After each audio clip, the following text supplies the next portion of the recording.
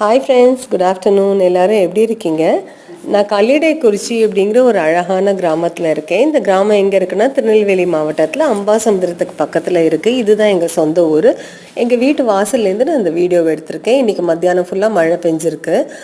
இந்த மழை இங்கே 2-3 நாளாகவே பெய்யுது. ஆனால் நீங்கள் நான் மெயினாக குறிப்பிட்டு சொல்லணும்னு நினைக்கிறேன்னா, இந்த ரோடு பாருங்கள். இது ஸ்ட்ரீட்டு தான், மெயின் ரோடு இல்லை, ஸ்ட்ரீட்டு. ஆனால் ஒரு சொட்டு தண்ணி கூட தேங்கி நிற்காது, குளம் குட்டை தேங்காது.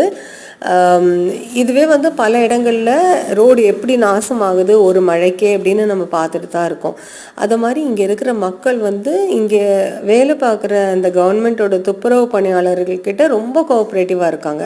அவங்க வீட்டு வாசலில் எந்த ஒரு குப்பையும் போடுறதில்ல, ரொம்ப கவனமாக பொறுப்பாக அவங்களோட குப்பைகளை அவங்க டெய்லி அந்த வண்டியில் போடுறாங்க.